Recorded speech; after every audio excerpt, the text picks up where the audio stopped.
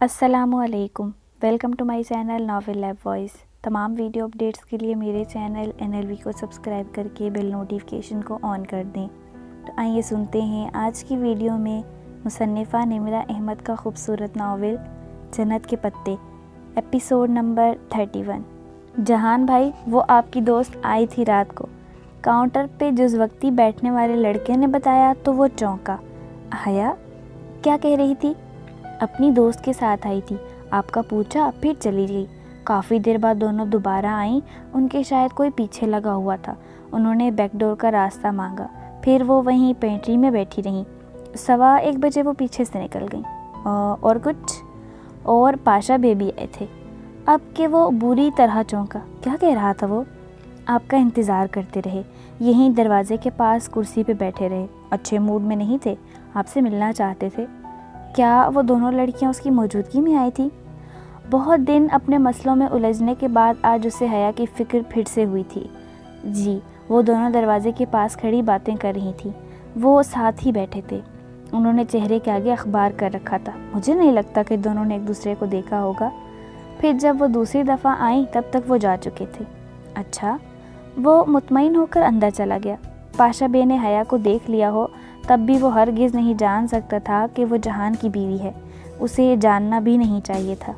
کمزوریوں کو کیسے پکڑا جاتا ہے جہان سے بہتر کون جانتا تھا، اس لیے کوئی اس کی اپنی کمزوری پکڑے یہ وہ نہیں چاہتا تھا۔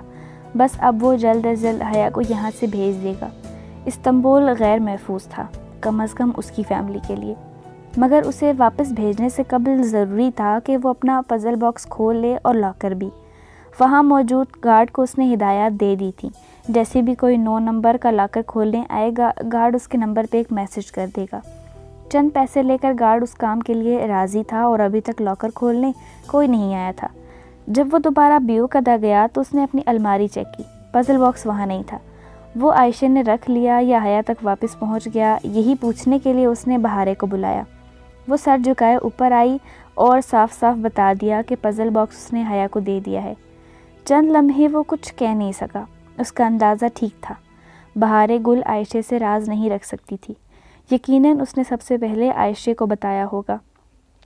اس نے بہارے پہ غصہ نہیں کیا، غصے والی بات ہی نہیں تھی۔ وہ اس کے سامنے ایک پنجے کے بل بیٹھا اور اس سے اپنے راز کے بارے میں پوچھنے لگا۔ پھر تو مجھے تمہارے دوسرے وعدے کا بھی اعتبار نہیں کرنا چاہیے۔ اب تو اسے اس وعدے کی پہلے سے بھی زیادہ ضرورت تھی۔ وہ اس پاک صفائی کو جنازہ نہیں دے سکا تھا جس کو اس نے ابا کے ساتھ دفنایا تھا، مگر شاید بہارے اس کو جنازہ دے سکے۔ یہ الگ بات تھی کہ کور بلو ہونے پہ سب لوگ آپ کو پہچاننے سے بھی انکار کر دیتے ہیں، مگر بہارے مصر تھی کہ ایسا نہیں ہوگا۔ پورا عدلار بلکہ پورا ترکی تمہیں چھوڑ دے مگر بہارے گل تمہیں کبھی نہیں چھوڑے گی۔ مگر بہارے گل کے چہرے پہ شدید غصہ ابھر آیا جب جہان نے اس کی نئی دوست کا ذکر کیا۔ وہ حیا کو بہت پسند کرتی تھی، مگر عبدالرحمن اس میں دلچسپی رکھتا ہے، یہ بات اس کو پسند نہیں تھی۔ وہ اپنے کزن کو پسند کرتی ہے اور اس کا کزن بہت ہینڈسم ہے۔ اس نے اپنے طور پہ عبدالرحمن کو دوبارہ سے مقابلے کا احساس دلایا۔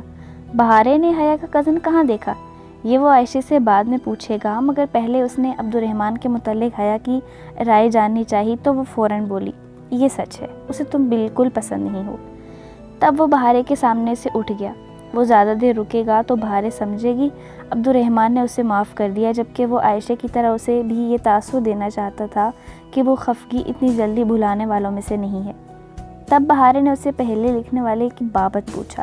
وہ ذرا چونکا، پھر لا علمی ظاہر کی، مگر اس کی اگلی بات نے جہان کو واقعتاً چونکا دیا۔ اس نے کیوں نظر انداز کر دیا کہ جو باکس اس نے بہارے کو دیا تھا اور وہ جو حیا کو دیا تھا، دونوں کی پہیلیوں کی لکھائی کا انداز ایک سا تھا، جبکہ ایک میجر احمد نے دی تھی اور دوسری عبدالرحمن نے۔ دونوں کو ایک سا نہیں ہونا چاہیے تھا۔ حیا نے محسوس کر لیا تو عائشہ نے بھی کر لیا ہوگا۔ عبدالرحمن کا اصل تعارف میجر احمد، عائشہ کو نہیں پتہ چلنا چاہیے۔ شام میں وہ عائشہ کے پاس بالخصوص اسی مقصد کے لیے آیا، مگر حیا نے اس کے سامنے کسی میجر احمد کا ذکر نہیں کیا تھا۔ وہ مطمئن ہو گیا، پھر خیال آنے پہ پوچھا، بہارے کہہ رہی تھی حیا کا کزن کافی ہینڈسم ہے، تم تو اس دفعہ اسے ساتھ نہیں لائی تھی جب میں حیا سے ملنے آیا تھا، پھر بہارے کو کیسے پتہ چلا؟ عائشہ کا چہرہ خفت سے گلابی پڑ گیا۔ نہیں، وہ دراصل حیا نے اسے کہا تھا کہ اس کی اپنے کزن سے شادی ہو چکی ہے، تو بہاریں مجھ سے بار بار پوچھتی تھی کہ اس کا کزن کیسا ہے۔ میں نے کہہ دیا کہ بہت اچھا ہے، جو سچ تھا وہی کہا۔ ذرا گڑبڑا کر سر جھکائے لکڑی کو چھیدنے لگی۔ تھینک یو عائشہ، تم نے ہمیشہ میرا ساتھ دیا، میں کبھی تم سے کوئی اور فیور مانگوں تو کیا تم دو گی؟ بنا کسی تاثر کے اس نے سنجیدگی سے پوچھا۔ عائشہ نے سر اٹھا کر اسے دیکھا، چند لمحے دیکھتی رہی، پھر گردن اسبات میں ہلا دی۔ تم مجھ پہ بھروسہ نہیں کرتے، مگر تمہیں کرنا چاہیے۔ پھر جیسے وہ کچھ اور کہتے کہتے رک گئی اور سر جھٹک کر دوبارہ سے کام کرنے لگی۔ وہ یقیناً موتیوں کے بارے میں پوچھنا چاہتی تھی، مگر کیا فائدہ؟ پھر ایک روز اس نے حیا کو میجر احمد کی طرف سے فون بھی کر لیا۔ اس کی باتوں سے اسے نہیں لگا کہ وہ باکس کے عبدالرحمن کی طرف سے ہونے کے بارے میں جان چکی ہے۔ اس روز وہ ذرا جھنجھلائی ہوئی تھی، شاید وہ تنگ آ گئی تھی۔ چلو خیر، جلدی یا بدیر یہ کھیل ختم ہونے والا تھا۔ چند روز اسی روٹین میں گزر گئے، صبح ہوٹل گرینڈ اور دوپہر کی فیری لے کر استنبول آ جانا۔ طیب حبیب واپس استنبول آ چکا تھا اور اس نے بار بار کی مداخلت شروع کر دی تھی۔ جو وعدے کیے گئے تھے پورے کرو۔ جواب میں اسے ٹال نہیں رہا تھا، مگر صرف تھوڑا سا وقت مزید مانگ رہا تھا۔ اپنی جگہ طیب حبیب بھی ٹھیک تھا۔ اس کی زندگی استنبول میں تنگ ہو چکی تھی۔ اس کے دشمن عبدالرحمن کے دشمنوں سے زیادہ تھے، مگر وہ کیا کرتا کہ ہر چیز اس کے ہاتھ میں نہ تھی۔ سارے احکامات پیچھے سے آتے تھے، سو وہ طیب حبیب کو جھڑک کر خاموش کروا دینے کے علاوہ کچھ نہیں کر سکتا تھا۔ طیب بکتا جھکتا مگر خاموش بھی ہو جاتا۔ وہ عبدالرحمن کو انکار نہیں کیا کرتا تھا، اپنے غصے کا اظہار کر دینے کے بعد پسپائی بھی اختیار کر لیا کرتا۔ اس کو معلوم تھا کہ اس کی بقا عبدالرحمن کے ساتھ میں ہے، اس کی دشمنی میں نہیں۔ چند روز بعد اسے احساس ہوا کہ حیا کو اپنے فون میں اس کے ٹریسر کے بارے میں علم ہو گیا تھا، کیونکہ اس روز جب وہ اچانک سے برگر کنگ آئی تو وہ ذرا حیران ہوا۔ وہ چاہتی تھی کہ آج وہ دونوں مل کر استقلال اسٹریٹ کو چلتے چلتے ختم کر لیں۔ وہ کام چھوڑ کر باہر آیا اور ساتھ میں اپنا فون بھی چیک کیا۔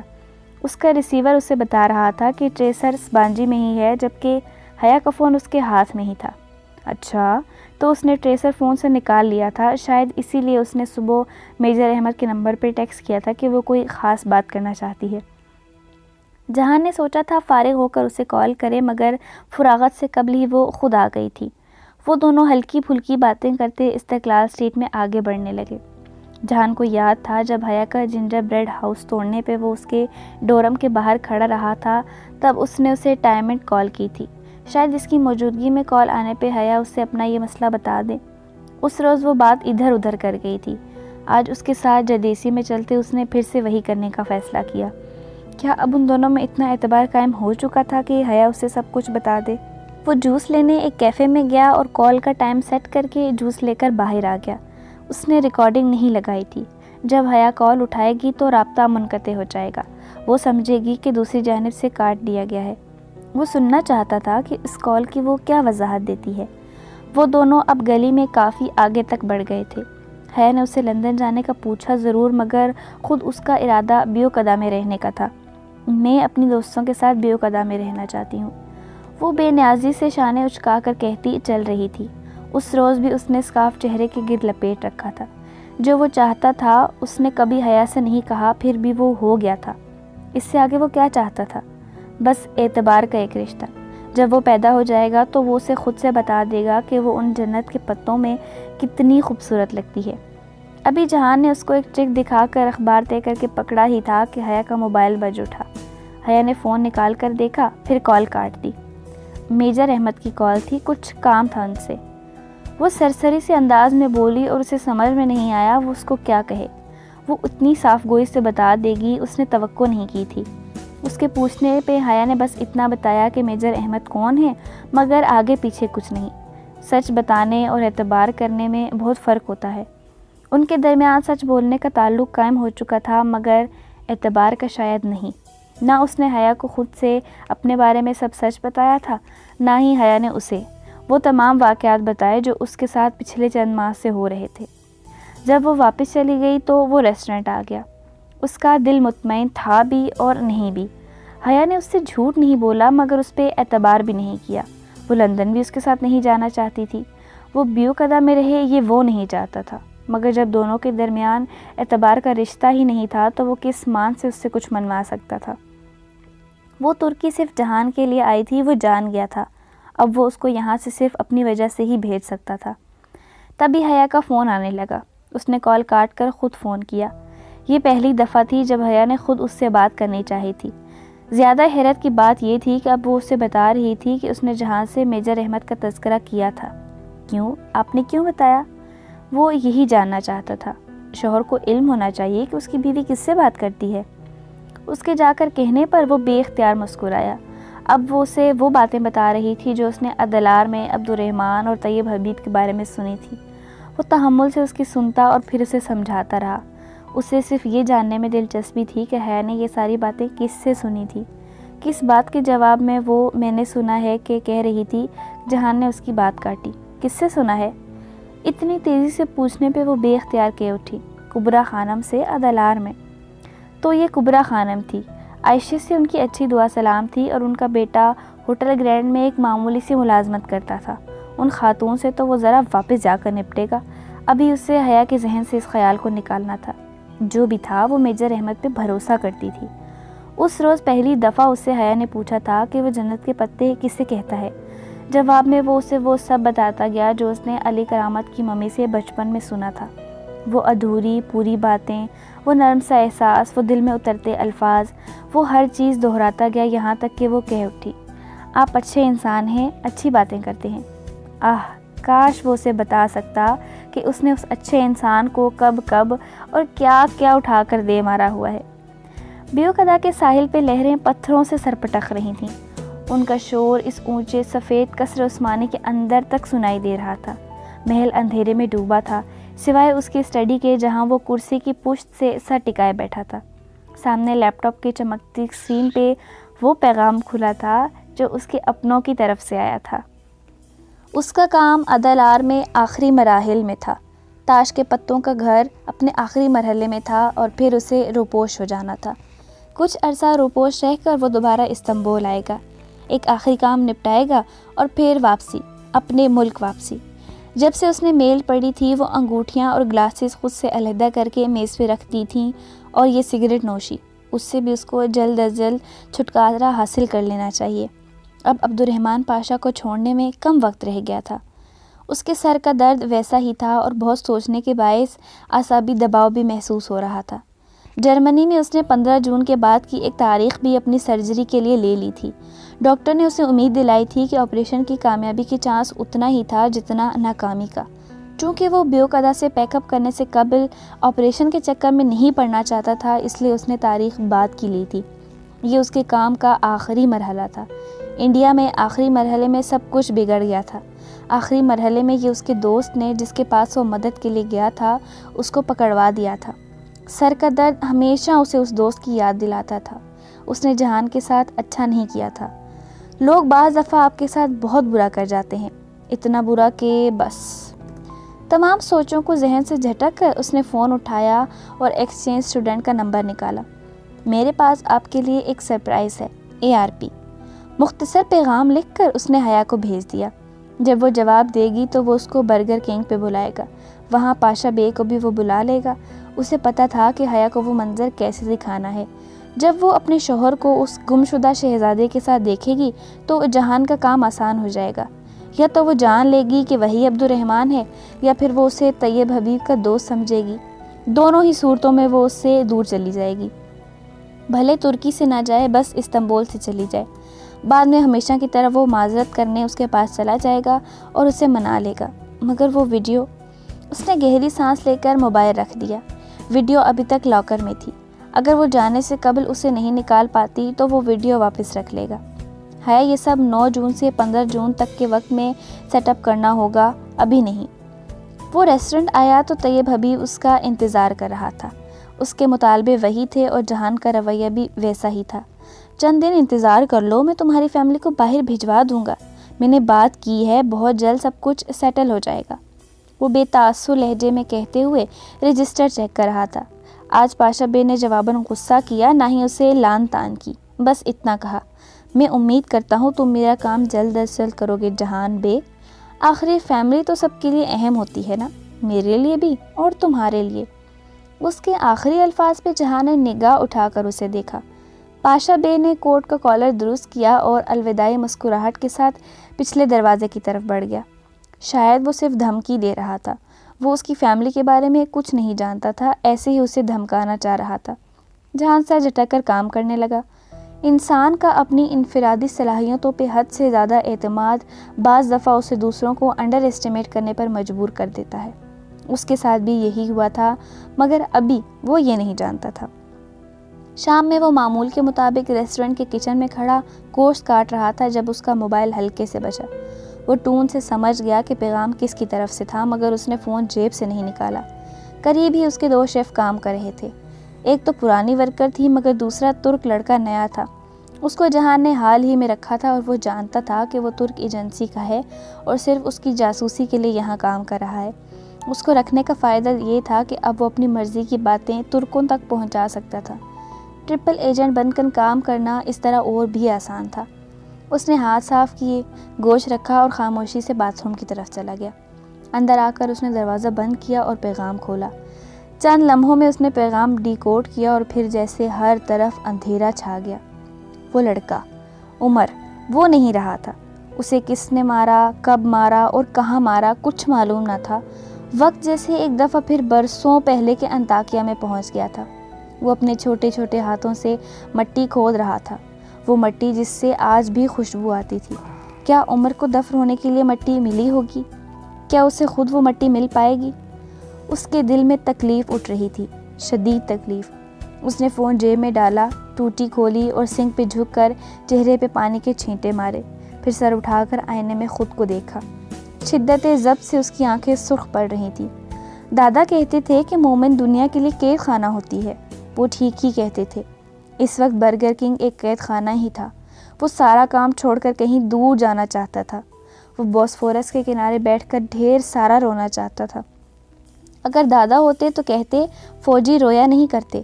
کاش وہ ان سے پوچھ سکتا کہ اگر فوجی کا درد دل سے پھٹنے لگے اور جیسے سارے جسم میں ٹوٹے کانچے اترنے لگیں تو پھر وہ کیا کرے؟ کیا دنیا میں رونے سے بہتر دوا بھی کوئی ہوتی ہے؟ سلام، جہان کہاں ہے؟ بلند آواز سے اتھل پتھل سہانسوں کے درمیان وہ باہر کہیں پوچھ رہی تھی، جیسے دوڑ کر آئی تھی۔ جہان نے ہولے سے نفی میں سر جھٹکا، تولیے سے چہرہ خشک کیا اور نم آنکھیں رگڑتا باہر آیا۔ وہ فریڈم فلوٹیلا کے اسٹریٹ پروسیس کے لیے آئی تھی اور اب چاہتی تھی کہ وہ بھی ان کے ساتھ چلے۔ جہان اس سے نظریں ملائے بغیر سر جھکائے گوشت کے ٹکڑے اٹھانے لگا۔ کن اکھیوں سے دیکھ رہا تھا کہ حیا نے نقاب لے رکھا تھا۔ اس کے انداز سے صاف ظاہر تھا کہ اس نے نیا نقاب لینا سیکھا ہے، مگر پھر بھی نقاب نیٹ تھا۔ اسے کیا ہو گیا تھا؟ وہ اتنا کیسے بدل گئی تھی؟ ایک دم سے نہیں مگر آہستہ آہستہ، لیکن یہ تبدیلی اچھی لگی تھی اس میں۔ ابھی وہ وقت نہیں تھا اس خوشی کو جینے کا، ابھی اور موقع تھا۔ دل میں کچھ مر سا گیا تھا۔ حیا بول رہی تھی مسلسل اور وہ کن اکھیوں سے اسے صرف دیکھ رہا تھا۔ صرف اسے نہیں بلکہ کام کرتے اپنے نئے شیف کو بھی دیکھ رہا تھا، جس کے ڈریسنگ بناتے ہاتھ ذرا سست پڑ گئے تھے۔ بچہ ذرا کچا تھا مگر اسے کام کچا نہیں کرنا تھا۔ یہاں کہی گئی ایک بات کہیں اور پہنچائی جاتی تھی، اور یہ پاگل لڑکی ترک فوج کے ایک کارندے کے سامنے اسے کہہ رہی تھی کہ وہ فلسطینیوں کی حمایت کرے۔ گو کے تربیت کے مطابق وہ کبھی کبھی متنازع ہنگامے والی جگہوں پہ نہیں جاتا تھا، اور کوئی اور موقع ہوتا تو وہ حیا کو منع بھی کر دیتا، مگر پیچھے کھڑا لڑکا سب سن رہا تھا۔ ترک فوج بے حد سیکولر قسم کی فوج تھی، جہاں عبداللہ گل اور طیب اردگان کی حکومت کو ماڈرن مولویوں کی حکومت کہا جاتا تھا۔ وہیں ترک فوج اپنے دین سے بے حد متضاد خیال رکھتی تھی، اور اپنی بیوی کو مطمئن کرنے کے لیے وہ ترکوں کی گڈ بک سے نکلنا نہیں چاہتا تھا۔ نتیجتاً وہ لڑکا تو پرسکون ہو گیا، مگر حیا پچھلی کئی دفعہ کی طرح ایک مرتبہ پھر اس کو اور اس کے ریسٹورنٹ کو جہنم میں بھیج کر غصے سے وہاں سے چلی گئی۔ وہ اس کے پیچھے نہیں گیا، اس کا موڈ پہلے ہی خراب تھا۔ وہ وہیں کھڑا خاموشی سے کام کرتا رہا۔ کام اسے کرنا تھا، کیونکہ وہ حیا کی طرح موڈ خراب ہونے پہ 2-4 چیزیں ہاتھ مار کر گراتے ہوئے ہر کسی کو جہنم میں بیچ کر کہیں دور نہیں جا سکتا تھا۔ یقیناً اس معاملے میں وہ کافی خوش قسمت تھی۔ پوری رات وہ بے حد ڈسٹرب رہا، پھر صبح سب کچھ ذہن سے جھٹک کر وہ گھر سے نکل آیا۔ فیری اس نے کدی کو اسے پکڑنی تھی، کدی کوئی شہر کی ایشین سائڈ کی بندرگاہ تھی اور سبانجی بھی ایشین سائڈ پہ واقع تھی، سو وہ منہ اندھیرے سے ملنے چلا آیا۔ وہ جھیل کے پاس بیٹھی تھی، کتابیں سامنے پھیلائے وہ جیسے کافی دیر روتی رہی تھی۔ اسے بے اختیار وہ رات یاد آئی تھی جب جنجر بریڈ ہاؤس ٹوٹا تھا، تب بھی وہ ایسے ہی رو رہی تھی۔ اسے ایک لمحے کو اس لڑکی پہ بہت ترس آیا جس کی زندگی اس نے اتنی مشکل بنا دی تھی۔ اس کے ساتھ چاندی کے پانی جیسے جھیل کے کنارے بیٹھے وہ بہت دیر تک دھیرے دھیرے اسے سمجھاتا رہا تھا۔ وہ اسے خواب نہیں دکھانا چاہتا تھا، سو حقیقت میں رہ کر مستقبل کے حوالے سے باتیں کر رہا تھا۔ اٹھنے سے قبل اس نے پھر سے لندن چلنے کا موڈ ہو تو بتانا کہا تھا۔ کتنا ہی اچھا ہو کہ وہ ممی کے ساتھ لندن چلی جائے، پھر بعد میں 1-2 روز کے لیے اپنی کلیئرنس کروانے بے شک آ جائے، مگر اپنا آخری مہینہ وہ اس شہر میں نہ گزارے۔ اس روز اسے لگا تھا حیا کو اس کی غیر متوقع فطرت کے ساتھ قبول کرنے پر راضی تھی، مگر اعتبار وہ ابھی تک ان دونوں کے درمیان قائم نہیں ہوا تھا۔ وہ روٹھنے اور منانے سے آگے نہیں بڑھے تھے۔ جس روز اس کے امتحان ختم ہوئے اس سے اگلے دن وہ بیوقدہ گئی تھی۔ یہ عائشہ نے اسے بتایا تھا کیونکہ اب اس کا ٹریسر صرف سبانجی میں پڑا رہتا تھا۔ اس نے دوبارہ اس ٹریسر کو ٹریس کرنے کی کوشش کی، نہ ہی اسے چپکانے کی، یہ اتنا ضروری نہیں تھا۔ 11 جون کی رات وہ ممی کے ساتھ ان کی پیکنگ کروانے میں مصروف تھا جب ممی نے حیا کے بارے میں پوچھا، کیا وہ ہمارے ساتھ جائے گی؟ پتہ نہیں، آپ کی بھتیجی کہاں اپنا پروگرام ہمیں بتاتی ہے، اس نے شانے اچکا کر لاپرواہی سے جواب دیا تھا۔ پھر اس نے سوچا وہ حیا سے پوچھ ہی لے کہ اس کا کیا پروگرام ہے، وہ اپنا آخری مہینہ استنبول میں نہیں تو کدھر گزارے گی۔ یہی سوچ کر اس نے میجر احمد کی طرف سے اسے بس کیسی ہیں آپ لکھ کر بھیج دیا۔ پتہ نہیں وہ کیسی تھی، پورے 10 دن سے اس نے حیا کو نہیں دیکھا تھا، نہ ہی کوئی بات ہوئی تھی۔ مجھے جنت کے ان پتوں نے دنیا والوں کے لیے اجنبی بنا دیا ہے میجر احمد۔ اس کے جواب میں بہت ٹوٹا بکھرا پن سا تھا، شاید وہ رو رہی تھی۔ وہ اس کی عادت کو اتنی اچھی طرح سے جاننے لگا تھا کہ اس کے انداز سے وہ اس کے موڈ کا اندازہ کر لیا کرتا تھا۔ وہ موبائل لے کر کچن میں آ گیا اور بہت سوچ کر ایک ایسا جواب لکھا جو اس وقت اسے تسلی دے سکے۔ یقیناً اس کے نقاب پہ کسی نے کچھ کہہ دیا ہوگا اور وہ دل چھوڑ کر بیٹھی تھی۔ عین ممکن تھا کہ وہ کہنے والے کو ہاتھ میں آئی چیز بھی دے مار چکی ہو یا کم از کم اسے جہنم تک پہنچا چکی ہو۔ پتہ نہیں اس کی تسلی ہوئی یا نہیں، مگر اس کا مزید کوئی ٹیکسٹ نہیں آیا۔ صبح وہ بیوقدہ نہیں گیا کیونکہ آج ہفتہ تھا۔ وہ چاہتا تھا کہ حیا کے حوالے سے کچھ طے کر لے، تبھی کام کے دوران اس کو جواہر مال کے لاکرز کے گارڈ کا پیغام موصول ہوا۔ ایک لڑکی جو سیاہ بایا میں تھی 9 نمبر لاکر سے کچھ لے گئی ہے۔ گریٹ! وہ تیزی سے اپنی جگہ سے اٹھا۔ اسے معلوم تھا کہ اب کیا کرنا ہے۔ اس سے پہلے کہ وہ سسلی سے واپس سبانجی جاتی، وہ اسے اور پاشا دونوں کو اپنے ریسٹورنٹ پہنچنے کا کہہ چکا تھا۔ پاشا بے کا مسکن قریب ہی تھا، سو وہ حیا سے پہلے پہنچ گیا۔ کیا میرا کام ہو گیا؟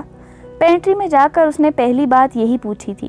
نہیں، ابھی اس میں کچھ وقت ہے، تم تھوڑا صبر نہیں کر سکتے؟ وہ جیسے زچ ہوا تھا۔ پھر تم کیوں ملنا چاہتے تھے؟ ہوٹل گرینڈ کے بارے میں کچھ بات کرنی تھی، اس نے پینٹری کا دروازہ بند کرتے ہوئے کہا۔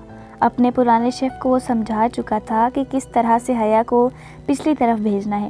اب پاشا بے کو ہوٹل کے معاملات کے بارے میں بتاتا، وہ کن اکھیوں سے اس روشن دان کو دیکھ رہا تھا جو اس نے کھول رکھا تھا۔ وہ آئے گی تو اسے سامنے شیلف کے چمکتے شیشے میں روشن دان کا عکس نظر آ جائے گا، تب وہ ان کی باتوں سے جان جائے گی کہ دونوں کے درمیان کوئی جھگڑا چل رہا ہے۔ حسب توقع پاشا بے جلد ہی ہوٹل گرینڈ کی بات ختم کر کے اپنے کام کی طرف آ گیا اور تبھی وہ اسے روشن دان کے عکس میں نظر آئی۔ وہ جیسے ٹھٹک کر رک گئی تھی۔ وہ بنا ظاہر کی اپنے مخصوص انداز میں بات کہے گیا۔ اسے معلوم تھا کہ حیا اندر نہیں آئے گی۔ اگر اس نے دروازے پہ دستک دی یا گھنٹی بجائی تب وہ فوراً اسے جانے کا کہہ دے گا۔ وہ زبردستی تو اندر نہیں آنا چاہے گی، مگر جو ہوا وہ اس کے وہم و گمان میں بھی نہیں تھا۔ تمہاری بیوی باہر کھڑی ہے جہان، اسے اندر نہیں بلاؤ گے؟ جیسے ہی پاشا بے کی نظر اس پہ پڑی وہ مسکرا کر بولا۔ جہان کو لگا کسی نے پینٹری کا سارا سامان اس پہ الٹ دیا ہو۔ وہ کیسے جانتا تھا حیا کو؟ یہ ناممکن تھا۔ وہ اسے جہان کی دوست کہتا تو وہ اتنا ششدر نہ ہوتا، مگر جہان کی بیوی؟ اسے کیسے پتہ چلا؟ اس بات کا ترکی میں تو کوئی ڈاکومنٹ پروف بھی نہیں تھا۔ پھر وہ اب اسے حیا کے بارے میں اور بھی بہت کچھ بتا رہا تھا۔ سبانجی، ایکسچینج اسٹوڈنٹ، ڈورم نمبر، وہ سب جانتا تھا۔ ان کی ملاقات بھی ہو چکی تھی۔ حیا نے اس بات میں گردن ہلا کر تصدیق کی، مگر وہ انہی بے یقین نظروں سے اسے دیکھ رہی تھی۔ اگر وہ دونوں مل چکے تھے تو پتہ نہیں اس نے حیا کو کیا بتایا ہوگا۔ سب کچھ الٹا ہو گیا تھا۔ اس نے پاشا بے کو واقعی انڈر اسٹیمیٹ کیا تھا۔ اس نے بے اختیار پاشا بے کو گریبان سے پکڑ لیا۔ اگر وہ اس کی بیوی کو نقصان پہنچانے کی کوشش کرنے کا سوچے بھی تو وہ واقعی اسے جان سے مار دے گا۔ حسب عادت طیب حبیب پاشا کی مسکراہٹ سمٹی۔ وہ جھاگ کی طرح بیٹھ گیا۔ اسے اس کی بیوی سے غرض نہ تھی، بس کام سے تھی۔ اس کے جاتے ہی وہ حیا کی طرف پلٹا، مگر اب بہت دیر ہو چکی تھی۔ دیمت نے ٹھیک کہا تھا، بعض باتیں سیاق و سباق کے بغیر پیش کی جائیں تو ہیرو کو ولن بنا دیتی ہیں۔ وہ اس کا اعتبار کھو چکا تھا۔ حیا نے اس کی کوئی بات نہیں سنی، وہ فوراً وہ جگہ چھوڑ کر چلی گئی۔ وہ اسے ترکی سے بھیجنا چاہتا تھا، مگر اس طرح نہیں، خود سے بدظن کر کے نہیں، خود کو بے اعتبار کر کے نہیں۔ سب کچھ الٹا ہو گیا تھا۔ بہت دفعہ منصوبے الٹے پڑ جاتے ہیں۔ کوئی بھی انسان ماسٹر پلانر نہیں ہو سکتا، وہ بھی نہیں تھا۔ دیمت کی بات پوری ہوئی۔ وہ شوہر سے بدظن ہو کر اس سے دور چلی گئی۔ اس نے حیا کو بہت فون کیا، مگر اس نے جہان کی کوئی بات نہیں سنی۔ وہ چلی گئی اور جیسے بوسفورس کا پانی خاموش ہو گیا۔ سرمئی بگلے اڑتا چھوڑ گئے، ٹیولپس مرجھا گئے اور جیسے سارا استنبول اداس ہو گیا۔ وہ چلی گئی اور اپنا ٹریسرس بانجی کے ڈورم میں ہی چھوڑ گئی۔ ایسا اس نے کبھی نہیں چاہا تھا، مگر ایسا ہو گیا تھا۔ دیمت کی بات پوری ہوئی تھی۔ حیا کے جانے کے بعد ممی اور ابا کی روانگی کے انتظامات بھی مکمل تھے۔ ممی مضبوط عورت تھیں، وہ اپنے کام اکیلے دیکھ سکتی تھیں۔ ساری زندگی انہوں نے ایسے ہی گزاری تھی، سو وہ اپنا استنبول میں کام کر کے جرمنی جانے کا ارادہ کر رہا تھا۔ یہ روپوشی کے دن تھے اور ان دنوں میں وہ سرجری کروا لینا چاہتا تھا۔ 2-3 ہفتے بعد اسے پھر سے ترکی جانا پڑ سکتا تھا، شاید ایک آخری کام کے لیے۔ اس کے بعد ترکی کے باپ کو اس کی زندگی سے نکل جانا تھا۔ جرمنی آنے سے قبل وہ طیب حبیب پاشا سے آخری دفعہ ملا تھا۔ اس کی تمام چیزیں اس کے حوالے کرنے سے قبل اس نے صرف ایک بات پوچھی تھی، تم میری بیوی کو کیسے جانتے ہو؟ مجھے صرف سچ سننا ہے۔ اور طیب حبیب نے سچ بتانے سے انکار نہیں کیا۔ وہ اسے کبھی انکار نہیں کر سکتا تھا۔ اس کے بقول اس رات جب وہ برگر کنگ کے داخلی دروازے کے ساتھ والی میز پہ چہرے کے سامنے اخبار پھیلائے بیٹھا تھا تو اس نے ان 2 لڑکیوں کی گفتگو سنی تھی جو وہاں کھڑی تھی۔ سیاہ اسکارف والی دوسری اب کو اپنی انگوٹھی دکھاتے ہوئے جہاں سکندر سے اپنی منگنی اور شادی کا ذکر کر رہی تھی، اس لیے وہ ان کے پیچھے گیا کافی شاپ تک، مگر وہ ڈر گئیں اور اسٹریٹ میں اس کے آگے بھاگتی واپس برگر کنگ تک آئیں۔ اسے اندازہ تھا کہ وہ اسکوائر تک ضرور آئیں گی، سو وہ وہیں ان کا انتظار کرتا رہا۔ جب رات 1:30 بجے والی بس انہوں نے اسکوائر سے پکڑی تو اس نے ان کا یونیورسٹی کیمپس تک پیچھا کیا اور اگلے روز اس نے ایک جاننے والے سے کہہ کر وہ تمام معلومات نکلوا لیں جو حیا کے متعلق وہ یونیورسٹی سے نکلوا سکتا تھا۔ اس نے طیب کو اس کے ڈاکومنٹس دے دیے، پھر بیو قضا جا کر آنے کو بالخبر وہ خبری سنائی دی جس کا انتظار کرتے انہیں 1.5 برس بیت چکا تھا۔ ان کا بیٹا مل گیا تھا۔ وہ ایران میں تھا اور اس کے کچھ دشمن استنبول میں اس کی واپسی کی راہ میں رکاوٹ بنے ہوئے تھے۔ اتنے عرصے بعد پہلی دفعہ طیب حبیب نے اپنی ماں کو فون کیا۔ آنے خوشی اور تشکر سے بے حال تھیں۔ جب طیب حبیب نے چاہا کہ وہ تینوں ان کے پاس ایران چلی آئیں تو آنے بخوشی راضی ہو گئی۔ اب عائشہ کی باری تھی۔ آنے نے اپنے طور پہ اور جہان نے اپنے طور پہ اس کو ساتھ چلنے کے لیے کہا۔ وہ صبر شکر والی لڑکی تھی اور وہ جانتا تھا کہ وہ سمجھ چکی ہے کہ وہ وقت آن پہنچا ہے جب اس مصنوعی رشتے کی ڈور ٹوٹ جائے گی۔ عبدالرحمن ان کی زندگیوں سے نکل جائے گا اور وہ ایک دفعہ پھر ایک نارمل فیملی کی طرح رہیں گے۔ عائشہ نے صبر کر لیا۔ ساری اذیت دل میں دبا کر وہ روانگی کے لیے پیکنگ کرنے لگی۔ وہ بہارے کو رونے اور عائشہ کی چپ سے اندر ہی اندر بہت ڈسٹرب ہوا تھا۔ یہ سب اس کی وجہ سے ہوا تھا۔ اس کی وجہ سے اس کا کانٹینٹ طیب حبیب ادھر نہیں رہ سکتا تھا۔ عائشہ اور بہارے کو عبدالرحمن کو بھلانے کے لیے ایک عرصہ لگے گا۔ اس کے بعد وہ ساری زندگی کسی اجنبی پہ اعتبار نہیں کر سکیں گی۔ وہ اپنے اندر کی بہت ساری تلخی ان کی زندگیوں میں چھوڑ کر جا رہا تھا، مگر وہ کیا کرتا؟ یہی اس کی جاب تھی۔ ممی کو ابھی ترکی سے جانے میں چند دن تھے، مگر اس کا کام ختم تھا، سو وہ جرمنی چلا آیا۔ جس روز اس کی سرجری متوقع تھی اس صبح اس نے حیا کو فون کیا۔ وہ اسے کہنا چاہتا تھا کہ وہ بیمار ہے، اس کی سرجری ہے، وہ اس کے لیے دعا کرے، مگر وہ کسی اور موڈ میں تھی۔ اسے زیادہ فکر فلیش ڈرائیو کے پاسورڈ کی تھی۔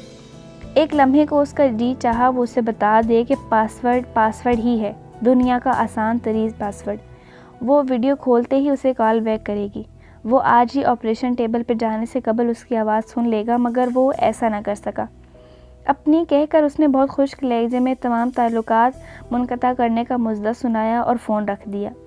بے حد اضطراری کیفیت میں جہان نے پھر سے اس کا نمبر ڈائل کیا، مگر اب وہ فون اٹھانے سے بھی انکاری تھی۔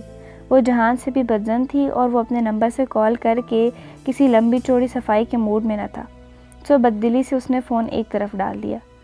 آپریشن سے قبل ڈاکٹر نے آخری دفعہ پوچھا تھا، کیا تمہیں یقین ہے کہ تم آپریٹ کروانا چاہتے ہو؟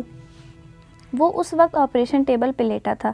ہسپتال کے سبز گام میں ملبوس اس کا چہرہ یجمدہ سا لگ رہا تھا۔ آخری دفعہ اس نے آپریشن تھیٹر کی چھت، لائٹس اور تیار ہوتے ڈاکٹرز اور سٹاف کو دیکھا اور سر ہلا دیا۔ وہ اپنے رسک پر سرجری کروا رہا تھا۔ سارے سود زیاں اس کے کھاتے میں ہی لکھے جانے تھے۔ جب انتھیسیس یا دینے ایک ڈاکٹر اس کے قریب آیا تو اس کا جی چاہا وہ انہیں روک دے۔ وہ سرجری نہیں چاہتا تھا، وہ اندھا نہیں ہونا چاہتا تھا، وہ اپاہج بھی نہیں ہونا چاہتا تھا، مگر الفاظ نے جیسے ساتھ چھوڑ دیا۔ چہرے پہ ماسک لگتے وقت اس کا سارا جسم سن پڑتا گیا۔ آنکھیں بند ہو گئی، ہر طرف اندھیرا تھا، جیسے سیاہ مخمل کا کوئی پردہ ہو، جیسے بنا تاروں کے رات کا آسمان ہو۔ گھنٹے گزرے، کتنے پہر بیتے وہ نہیں جانتا تھا۔ جب حسیات لوٹیں تو پلکوں سے ڈھیر سارا بوجھ سا اترا۔ اس نے دھیرے سے آنکھیں کھولی۔ وہ ہسپتال کے لباس میں ہی تھا، مگر کمرہ مختلف تھا۔ اس نے پلکیں جھپکائی، دھندلا منظر واضح ہوا۔ وہ اب دیکھ سکتا تھا۔ کیا اس کا آپریشن کامیاب ہوا تھا؟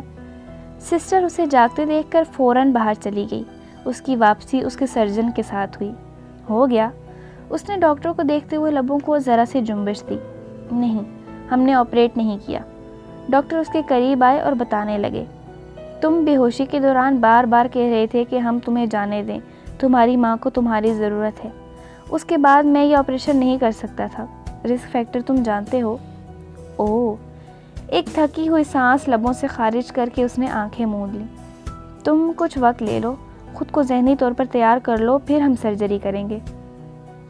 آپ ٹھیک کہہ رہے ہیں۔ اس نے اس بات میں سر ہلا دیا۔ ہسپتال سے چھٹی ملنے پہ وہ اپنے ہوٹل واپس چلا آیا۔ ڈاکٹر ٹھیک کہتا تھا، اسے یہ خطرہ مول لینے سے قبل خود کو مکمل طور پر راضی کرنا تھا۔ ہوٹل کے کمرے میں بیٹھے اس نے اپنا ترکی والا نمبر آن کیا اور ایک ایک کر کے وائس میسج سننے لگا جو نمبر بند ہونے پہ کالرز نے ریکارڈ کروائے تھے۔ 64 میسج ممی کا تھا۔ جہان، کیا تم شہر میں ہو؟ تمہارے ابا کی طبیعت بگڑ گئی ہے، میں انہیں ہسپتال لے کر جا رہی ہوں۔ وہ ایک دم سیدھا ہو کر بیٹھا اور جلدی سے اگلا میسج کھولا۔ جہان، تمہارے ابا کی ڈیتھ ہو گئی ہے۔ اسے لگا کسی تیز رفتار ٹرک نے اسے کچل دیا ہے۔ وہ بالکل سن رہ گیا۔ ممی کے میسج یک کے بعد دیگرے فون پہ چل رہے تھے۔ میں باڈی لے کر پاکستان جا رہی ہوں، تم جہاں بھی ہو کوشش کرنا جنازے پہ پہنچ جاؤ۔ الفاظ تھے یا چابک، اس کی ماں کو اس کی کتنی ضرورت تھی، وہ کتنی اکیلی ہوں گی، وہ کتنی دکھی ہوں گی، سب بے حساب تھا۔ وہ مشکل وقت میں ان کے پاس نہیں جا سکا تھا، وہ مشکل وقت میں کبھی ان کے ساتھ نہیں ہوتا تھا۔ ابا چلے گئے اور وہ ان کا آخری چہرہ بھی نہیں دیکھ سکا۔ زندگی بھی بعض دفعہ ہماری مرضی سے زیادہ قربانیاں مانگ لیتی ہے۔ پاکستان جلد از جلد پہنچنا آسان نہ تھا۔ اس کی آزادی کی ڈور کسی اور کے ہاتھ میں تھی۔ اجازت، پروٹوکول، احتیاط، اور ابا کے جنازے کے تیسرے دن اسلام آباد پہنچ سکا۔ اگر وہ ڈی ایکٹیویٹ نہ ہوتا شاید تب بھی نہ پہنچ سکتا۔ جب حیا کی دوست کی ڈیتھ ہوئی تب حالات مختلف تھے، اب حالات دوسرے تھے۔ اس رات جب وہ ایئرپورٹ پہ پہنچا تو اس نے سب سے پہلے حیا کو کال کی۔ وہ اس کے گھر کا راستہ جانتا تھا، مگر اس کو پہلے قبرستان جانا تھا۔ وہ پچھلے 3-4 راتوں سے مسلسل حالت سفر میں تھا اور بمشکل سو پایا تھا۔ سر درد بھی ویسا ہی تھا۔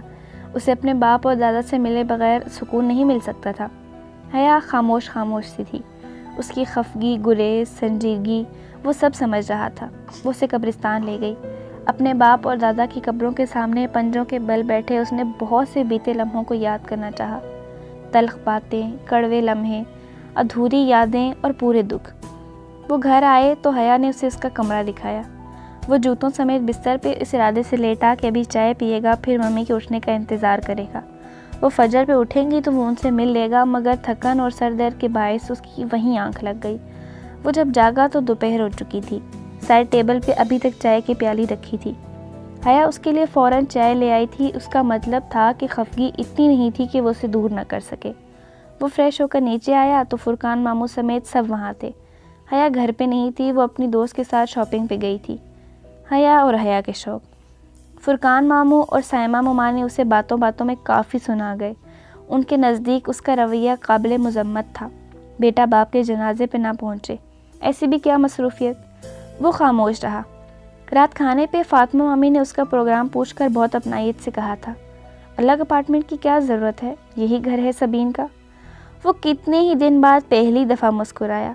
وقت کیسے بدلتا ہے، لوگ کیسے بدلتے ہیں، رشتے کیسے بدلتے ہیں۔ فاطمہ مامی کی خواہش بھی بجا تھی، مگر اسے لگتا تھا اس کے نصیب میں پاکستان میں رہنا لکھا ہی نہیں ہے۔ ہاں، شاید جب وہ ترکی کے لیے ناکارہ ہو جائے تو کچھ عرصہ یہاں رہ جائے، مگر اپنے پلان میں ان لوگوں سے بھی شیئر نہیں کر سکتا تھا۔ حیا اس سے ویسے ہی کھچی کھچی رہتی تھی، کبھی شاپنگ کے بہانے، کبھی کسی اور کام کے لیے وہ اس کو ساتھ لے جاتا، اس سے ہلکے پھلکے انداز میں بات کرنے کی کوشش کرتا، لیکن وہ ریزرو ہی رہتی۔ وہ انتظار کر رہا تھا کہ کب وہ اپنے دل کی بھڑاس نکالتی ہے، مگر وہ خاموش تھی۔ ہاں، جب بھی وہ اسے دیکھ رہا ہوتا وہ محسوس کر کے چونکتی اور وہ فوراً اس کی طرف دیکھی، مگر اس کے چونکنے اور گردن موڑنے تک وہ نگاہوں کا زاویہ بدل چکا ہوتا۔ بالآخر فرقان ماموں کی بیٹی کی منگنی کی رات اس نے حیا سے بات کرنے کا فیصلہ کیا۔ وہ کافی بنا کر اس کے پاس آیا تو اس نے دیکھا حیا نے وہی موتیوں والے ایئر رنگز پہن رکھے تھے جن کی وجہ سے عائشہ بہت ہرٹ ہوئی تھی۔ وہ دونوں چھت پہ جھولے پہ جا بیٹھے تو اس نے طیب حبیب کا ذکر چھیڑا کہ وہ کیسے اس کو جانتی ہے۔ عبدالرحمن پاشا، امت اللہ حبیب پاشا کا بیٹا۔ حیا کی بات پہ وہ چونکا۔ عبدالرحمن؟ او، وہ غلط سمجھتی تھی۔ اس نے طیب حبیب کی تصویروں کو عبدالرحمن سمجھا تھا۔ وہ تو تصاویر بنواتا ہی نہیں تھا، صرف ایک تصویر تھی بہارے کے پاس اس کی، ورنہ گھر میں تو ساری تصاویر طیب حبیب کی تھیں۔ جواب میں وہ اسے پوری کہانی سنائی گئی۔ وہ بالکل خاموشی سے سنے گیا۔ وہ سب پہلے سے جانتا تھا، اس کو کیا تبصرہ کرتا۔ صرف ایک بات نہیں تھی، حیا نے پاشا بے پہ کافی الٹی تھی۔ Very good. پاشا بے نے یہ بات نہیں بتائی تھی، مگر وہ اپنی بیوی کی خودآزاد صلاحیتوں کو کیسے بھول گیا۔ حیا نے ابھی تک وہ USB فلیش نہیں کھولی تھی، سو وہ چند آدمی سچی آدھی فرضی وضاحتوں کے بعد اس کو وقتی طور پہ مطمئن کر کے بات ختم کر گیا۔ اصل بات یہ تھی کہ ان کے درمیان اعتبار کا رشتہ قائم ہو چکا تھا۔ حیا نے اپنی کہانی سنا ڈالی تھی، وہ بھی اپنی سنا چکا تھا، مگر حیا نے ابھی وہ سنی نہیں تھی۔ سلیمان ماموں کو جانے کس بات پہ روہیل پہ شک پڑ گیا تھا، انہوں نے اس سے پوچھا، مگر وہ دامن بچا گیا۔ اسے اپنی ڈیل نبھانی تھی، مگر ماموں کو علم ہی ہو گیا۔ ان کی روہیل سے اچھی خاصی بحث ہوئی اور وہ ایک دم سے ڈھہ گئے۔ فاطمہ ممانی اور حیا پہ وہ دن بہت بھاری تھے۔ وہ دونوں دکھ سے نڈھال تھی۔ کیا ہوا جو سلیمان ماموں کے برے دنوں میں ان کے ساتھ نہیں تھے؟ وہ اور ممی تو ان کا ساتھ دے سکتے تھے نا۔ وہ جانتا تھا جب باپ ناکارہ ہو جاتا ہے تو رشتہ دار بدل جاتے ہیں۔ اس نے حیا کو اپنے رشتہ داروں سے ہوشیار رہنے کا کہا اور پھر حالات ایسے بنتے گئے کہ حیا نے اپنے ابا کے آفس جانا شروع کر دیا۔ اس نے جہان سے مدد مانگی، مگر وہ فوراً پیچھے ہٹ گیا۔ اس کو چند دن میں واپس ترکی چلے جانا تھا، اس لیے بہتر تھا وہ خود کو اپنی بیوی کی بیساکھی نہ بنائے۔ آج کل اس نے حیا سے اس کار لے رکھی تھی، اسے اپنے کاموں کے لیے جانا ہوتا تھا، سو اسے یہ کار ہتھیانی تھی اور حیا کو اریٹیٹ کرنا دنیا کا سب سے آسان کام تھا۔ وہ اس کی ڈکٹیشن سے اتنا تنگ پڑی کہ کار کی چابی از خود اس کے حوالے کر دی۔ اس رات جب وہ گھر پہنچا تو دیکھا وہ سیڑھیوں پہ سر جھکائے بیٹھی تھی۔ قریب پہنچنے پہ حیا کی گاڑی میں اس نے دیکھا کہ وہ رو رہی تھی۔ یک دم وہ بہت پریشان ہو گیا۔ شاید اس نے وہ ویڈیو کھول لی ہو اور اس سے ناراض ہو۔ کچھ بھی ہو، وہ اسے بنا بتائے بھاگ گئی تھی۔ اس نے فوراً ممی کو جا لیا۔ ان کی زبانی معلوم ہوا کہ فرقان ماموں نے وہی کیا جو وہ ہمیشہ کرتے تھے۔ اسے بہت دکھ ہوا۔ سوچا صبح حیا سے بات کرے گا، مگر صبح وہ جلدی آفس چلی گئی، سو دوپہر میں اس نے حیا کو لنچ پہ بلا لیا۔ اسے اپنی بیوی کو کچھ خاص بتانا تھا۔ جب وہ بتا چکا تو کھانا آ گیا۔ وہ نقاب کے اندر سے بہت اعتماد اور سکون سے کھا رہی تھی۔ پھر ایک دم وہ بولی، تمہیں اچھا لگتا ہے میرا یوں نقاب لینا؟ وہ بے اختیار چونکا اور پھر اس نے تائید تو کر دی، مگر الجھ گیا۔ کیا وہ نقاب اس کے لیے کرتی تھی؟ وہی پرانی شک کرنے کی عادت۔ وہ واقعتاً قدرے بے چین ہو گیا تھا، پھر بھی اس نے سوچا کہ جانے سے قبل حیا سے اس بارے میں بات ضرور کرے گا۔ جس دن اس کے نانا کی برسی تھی، اس شام فاطمہ ممانی اسے لاؤنج میں روک کر کہنے لگیں کہ وہ حیا کو اس بارے میں روکیں کہ وہ نقاب نہ کرے۔ ممی کو اس نے صبح ہی بتا دیا تھا کہ وہ چلا جائے گا، لیکن ان کی ملاقات نہ ہوئی، تب بھی ممی جا نہیں جاتی۔ کیا تم حیا کو نہیں سمجھا سکتے؟ فاطمہ ممانی بہت مان سے اس کو کہہ رہی تھی کہ وہ حیا کو سمجھائے تاکہ وہ اپنی ضد چھوڑ دے۔ وہ تحمل سے سنتا گیا۔ حیا آ گئی تو ممانی چلی گئیں۔ دونوں کے درمیان ذرا تناؤ تھا۔ ان کے جانے کے بعد کچھ سوچ کر وہ اس کے پاس آیا۔ اس رات باہر بہت زور کی بارش ہو رہی تھی۔ اس برستی بارش کے دوران اس نے حیا سے جاننا چاہا کہ آیا وہ نقاب اس کے لیے چھوڑ سکتی ہے۔ اس نے ایسا یہ نہیں کہا کہ وہ چاہتا ہے، بس یہی کہا کہ اگر وہ ایسا کہے، مگر چند ہی لمحوں میں اسے اندازہ ہو گیا کہ وہ اس کے لیے یہ سب نہیں کر رہی۔ اسے جہان کی مورل سپورٹ بھی نہیں درکار تھی۔ اس نے خود کو بہت مضبوط کر لیا تھا۔ اب مزید کیا پرکھنا؟ کوئی وضاحت، کوئی امید، کچھ بھی تھمائے بغیر وہ وہاں سے چلا آیا۔ اسے جانا تھا۔ اس کا کام اس کا انتظار کر رہا تھا۔ یہاں سے اسے پہلے استنبول جانا تھا۔ اگر وہاں کچھ کرنے کو نہ رہ گیا تو وہ وہاں چلا جائے گا جہاں کے بارے میں چند روز قبل وہ حیا کو بتا چکا تھا۔ وہ اس پاک سپاہی کی طرح کسی گمنام قبر میں نہیں دفن ہونا چاہتا تھا۔ اگر وہ واپس نہیں آتا تو کم از کم اس کی بیوی کو اتنا تو معلوم ہو کہ اس کی قبر کہاں ڈھونڈنی ہے۔ ایک زوردار ٹکر نے اسے سڑک کے ایک جانب لڑکا دیا۔ ولید کی گاڑی زن سے آگے بڑھ گئی۔ وہ اوندھے منہ نیچے گری تھی۔ دایاں گھٹنا، دایاں پاؤں بہت زور سے سیڑھیوں سے ٹکرایا تھا۔ وہ شاید سیڑھیوں پہ گر گئی تھی۔ پورا دماغ جیسے لمحے بھر کو شل سا ہو گیا۔ امی! وہ درد سے کراہی، ہونٹ اور ٹھوڑی پہ جلن سی ہو رہی تھی۔ بدقت اس نے سیدھے ہونا چاہا، سادھی نقاب کھینچ کر اتارا۔ ہونٹ پھٹ گیا تھا اور اس میں سے خون نکل رہا تھا۔ حیا باجی! کوئی دور کہیں اسے پکار رہا تھا۔ اپنا دکھتا سر سے ہلاتے ہوئے بمشکل اٹھی۔ ولید نے اسے گاڑی تلے دیا تھا کیا؟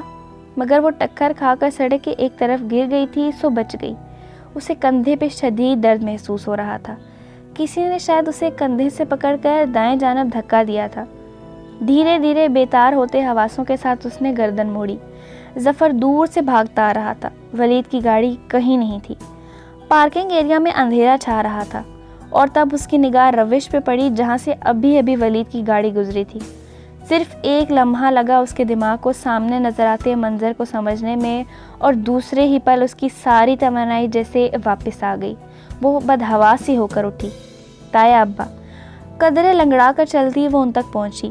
وہ زمین پر گرے ہوئے تھے۔ ان کو چوٹ کس طرح سے لگی تھی وہ نہیں جانتی تھی، مگر ان کا سر پھٹ گیا تھا اور پیشانی سے سرخ خون ابل رہا تھا۔ وہ نیم و آنکھوں سے کرا رہے تھے۔ تایا ابا! تایا ابا! وہ وحشت سے انہیں جھنجھوڑنے لگی۔ ظفر دوڑتے قدموں سے اس تک آیا تھا۔ بڑے صاحب! یا اللہ! وہ آپ کو پکار رہے تھے، آپ سن نہیں رہی تھیں۔ اس نے پریشانی سے حیا کو دیکھا، پھر گڑبڑا کر چہرہ نیچے کر لیا۔ ان کو گاڑی سے ٹکر لگی ہے ظفر؟ او خدایا! وہ مجھے بچاتے بچاتے… شدت جذبات سے وہ کچھ بول نہیں پا رہی تھی۔ اپنے ہاتھ اس نے تایا ابا کے ماتھے سے ابلتے خون پہ دبا کر رکھے تو لمحوں میں ہاتھ گیلے سرخ ہو گئے۔ تایا بند ہوتی آنکھوں سے نکاہت سے سانس لے رہے تھے۔ وہ آپ کو آواز دے رہے تھے، آپ آگے سے نہیں ہٹیں تو وہ… ظفر اسے پیش آنے والا واقعہ بتا رہا تھا، مگر اس وقت یہ سب غیر ضروری تھا۔ بمشکل اس نے حواس مجتمع کر کے سوچنا چاہا کہ سب سے پہلے اسے کیا کرنا ہے۔ ان کا خون بہہ رہا ہے، فرسٹ ایڈ باکس بھی نہیں ہے، کیا کروں؟ اس نے پریشانی سے کہتے ہوئے ادھر ادھر دیکھا۔ ظفر اس سے بھی زیادہ حواس باختہ لگ رہا تھا۔ آفس بلڈنگ بھی بند ہو گئی تھی، نہ ہوتی تب بھی یہ جگہ بلڈنگ کی پشت پہ تھی۔ آس پاس کوئی نہیں تھا جسے مدد کے لیے بلاتی۔ جاؤ دیکھو، گاڑی میں کوئی کپڑا ہے تو لے آؤ، پہلے ان کا خون روکنا ہے، پھر ہسپتال لے چلتے ہیں۔ پتہ نہیں جی، آپ کی گاڑی کدھر ہے؟ کدھر رکھا ہوگا آپ نے؟ وہ دیکھ کر واپس آیا اور شدید بدحواسی کے عالم میں اپنے قدموں کو دیکھتے ہوئے بتایا۔ او خدایا! میں کیا کروں؟ اس نے گردن ادھر ادھر گھمائی۔ اس کا سیاہ پرس سیڑھیوں کے قریب گرا پڑا تھا۔ ظفر! اس نے پکارا مگر وہ نیچے دیکھتا رہا۔ ظفر میری بات سنو! وہ دبی دبی چلائی تھی۔ پہلے تسی منہ تے ڈھکو۔ وہ ہکلا گیا تھا۔ اوفو! میری بات سنو، جاؤ میرا پرس اٹھا کر لاؤ۔ کہنے کے ساتھ ہی ظفر اٹھا اور بھاگ کر اس کا پرس لے آیا۔ پرس میں بھی کچھ ایسا نہ تھا۔ تایا کی سانس ہلکی ہوتی، آوازیں ویسے ہی سنائی دے رہی تھی۔ وہ کیا کرے؟ زخم شاید بہت بڑا نہ تھا، مگر بڑھاپے کو پہنچتی عمر میں یوں گرنا بہت تشویشناک تھا۔ تایا ابا پلیز آنکھیں کھولیں، ہم آپ کو ہسپتال لے کر جا رہے ہیں، مگر پلیز آنکھیں کھولیں۔ تایا فرقان نے ذرا سی آنکھیں کھولی اور سر کے اس بات سے بتانا چاہا کہ وہ ٹھیک ہیں، پھر آنکھیں بند کر دی۔ وہ ان کا ابلتا خون کیسے روکے؟ عبایا کرنے والی لڑکیوں کی اکثریت کی طرح وہ عبایا کے نیچے دوپٹہ نہیں لیتی تھی، سو کچھ بھی نہیں تھا کہ تایا کے زخم پہ رکھتی، مگر نہیں۔ اس نے تیزی سے تایا کے ماتھے سے ہاتھ ہٹایا، اپنے سٹول کی پن کھینچی اور سر سے اتارا۔ کیچڑ میں جکڑے بالوں کا جوڑا ڈھیلا ہو کر گردن کی پشت پہ آ گرا، چہرے کے گر سے لٹیں نکل کر اطراف میں جھولنے لگیں۔ تایا نے نیوا آنکھوں سے اسے دیکھا۔ اس نے سیاہ کپڑے کو جلدی جلدی گول مول لپیٹ کر ان کے ماتھے کے زخم پر دبا کر رکھا۔ تایا نے کرب سے آنکھیں بند کر لیں۔ ظفر، گاڑی ادھر لے آؤ، ان کو جلدی سے اسپتال لے چلتے ہیں۔ اس نے ایک ہاتھ سے تایا کے زخم کو کپڑے سے دبائے سر اٹھا کر ظفر کو دیکھا۔ وہ ہکا بکا سا اسے دیکھ رہا تھا۔ ظفر، گاڑی ادھر لے کر آؤ، وہ غصے سے زور سے چلائی۔ وہ سپرنگ کی طرح اچھل کر کھڑا ہوا اور گاڑی کی طرف بھاگا۔ چند ہی لمحوں بعد وہ دونوں تایا کو سہارا دے کر کار میں ڈال رہے تھے۔ فروخ کہاں ہے؟ کیا وہ گھر پہ تھا؟ کار میں بیٹھتے ہوئے اسے تایا کے دوسرے نمبر کے بیٹے کا خیال آیا جو ہاؤس جاب کر رہا تھا۔ نہیں جی، فروخ بھائی کی آج کال تھی، وہ ہسپتال میں ہے۔ ظفر نے کار سٹارٹ کرتے ہوئے بے چینی سے بیک ویو مرر میں اس کو دیکھا۔ ٹھیک ہے، ہسپتال لے چلو، جلدی کرو۔ وہ پچھلی سیٹ پہ تایا کے ساتھ بیٹھی ابھی تک ان کے زخم کو سیاہ کپڑے سے دبائے ہوئے تھی۔ مگر باجی، آپ ایسے کیسے جائیں گی؟ ظفر کو تایا سے زیادہ اس کی فکر تھی۔ اوفو، جو کہا ہے وہ کرو، تیز چلاؤ گاڑی۔ ظفر چپ ہو گیا، مگر وہ بے حد غیر آرام دہ تھا۔ چند ہی منٹ بعد اس نے کار گھر کے گیٹ کے سامنے روکی۔ حیا نے چونک کر اسے دیکھا۔ گھر ہسپتال کے راستے ہی میں تھا، مگر انہیں رکنا نہیں تھا۔ 1 منٹ باجی، میں ابھی آیا۔ ظفر، وہ اچھمپے سے آوازیں دیتی رہ گئی، مگر وہ گیٹ کے اندر جا چکا تھا۔ پورا منٹ بھی نہیں گزرا جب وہ دوڑتا ہوا واپس آیا۔ ڈرائیونگ سیٹ پہ بیٹھا دروازہ بند کیا اور ایک دوپٹہ اس کی طرف اچھال کر کار سٹارٹ کر دی۔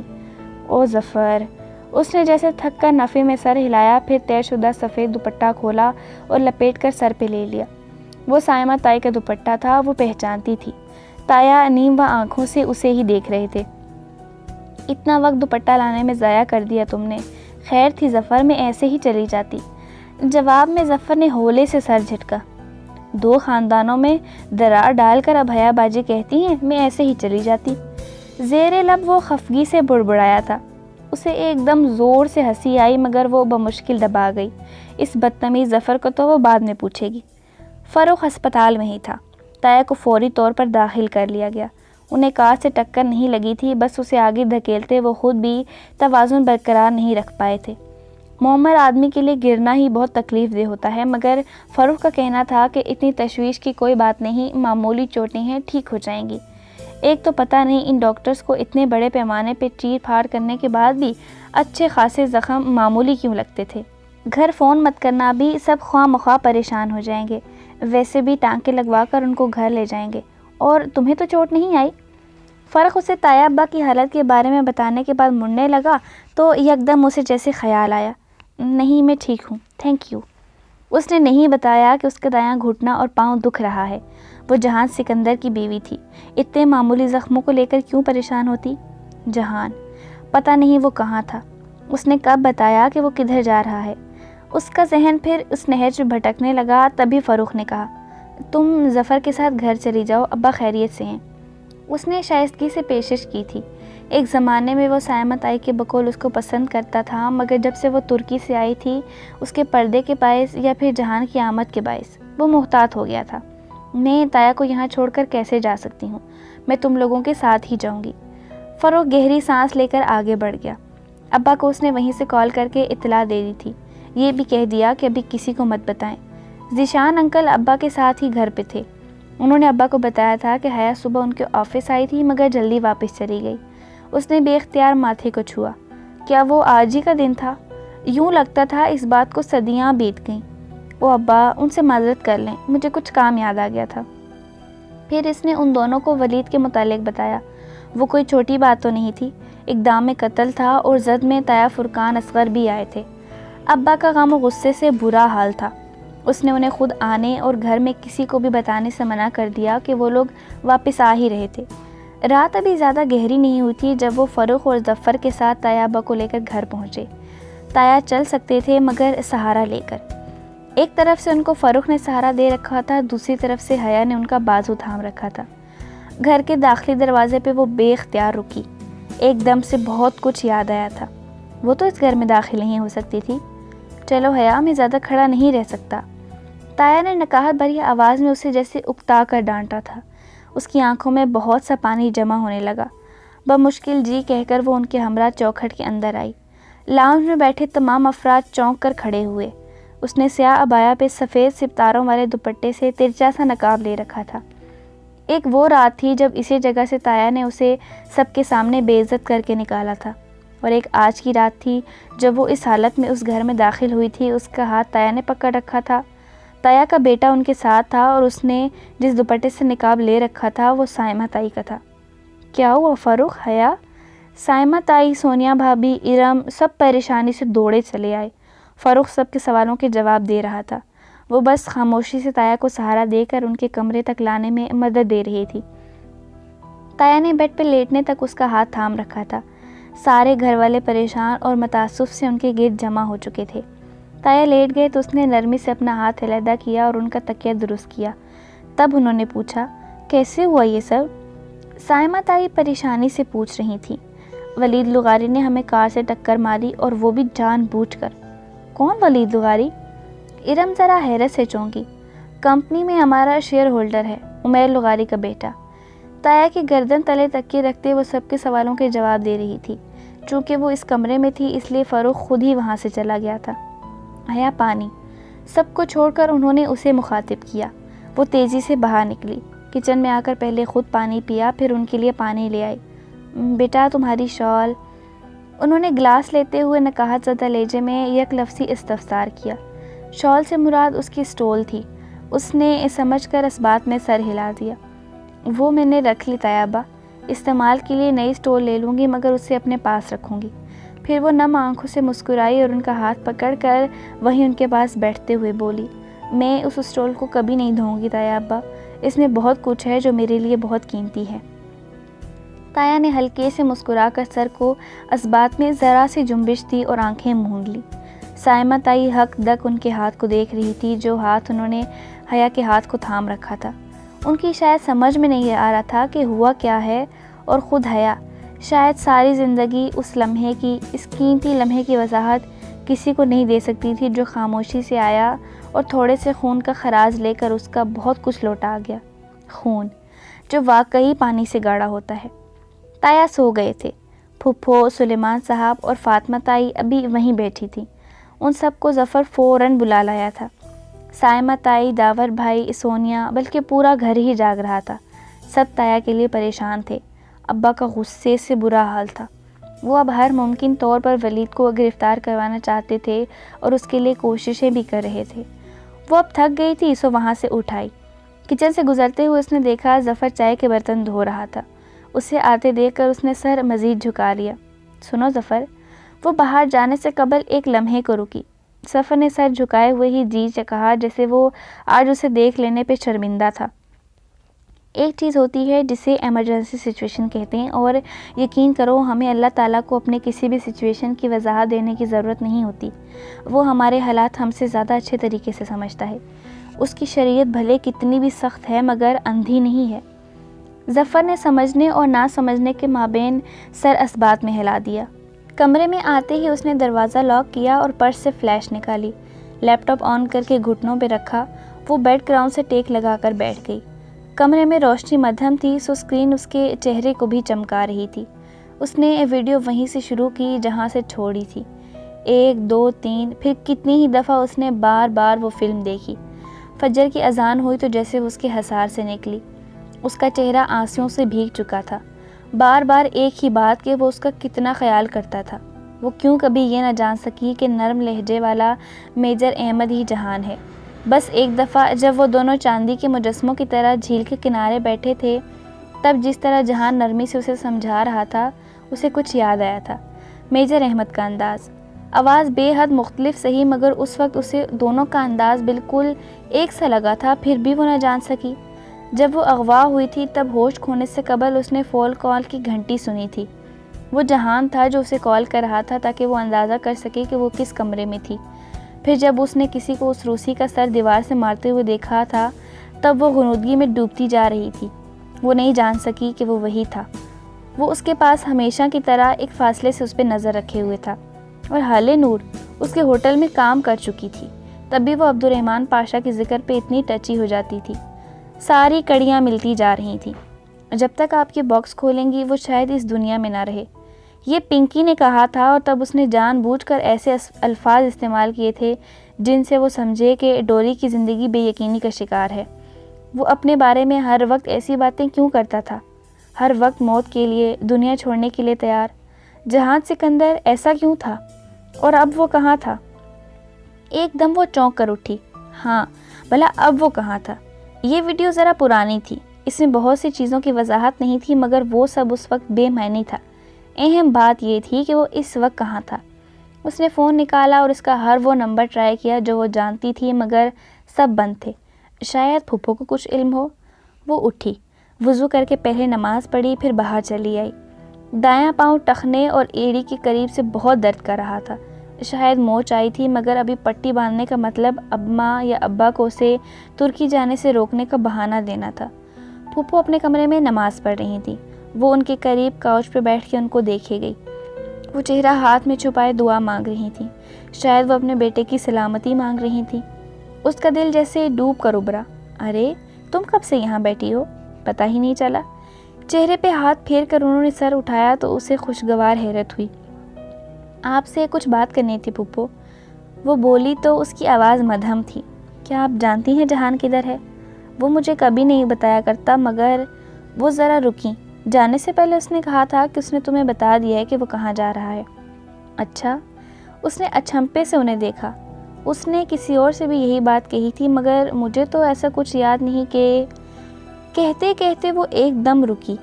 ایک جھماکے سے اسے یاد آیا، لندن۔ وہ کتنی دفعہ لندن جانے کی بات کر چکا تھا۔ وہ لندن میں تھا، یقیناً وہ وہیں تھا۔ اوہ، اس نے مجھے واقعی بتایا تھا۔ اس نے جیسے اپنی کم عقلی پہ افسوس سے سر ہلایا، مگر اس نے یہ نہیں بتایا تھا کہ وہ واپس کب آئے گا۔ کہہ رہا تھا ایک آخری کام ہے، پھر وہ ترکی چھوڑ دے گا۔ پھپھو احتیاط سے الفاظ کا چناؤ کر رہی تھی، جیسے انہیں اندازہ نہ تھا کہ وہ کتنا جانتی ہے۔ مجھے جانا ہے استنبول کلیئرنس کروانے۔ میں یہ کام کر کے اسے ضرور ڈھونڈوں گی پھپھو۔ آپ دیکھیے گا، میں اسے واپس لے آؤں گی۔ حیا، اللہ پہ توکل کرو اور آرام سے بیٹھ کر انتظار کرو، وہ آ ہی جائے گا۔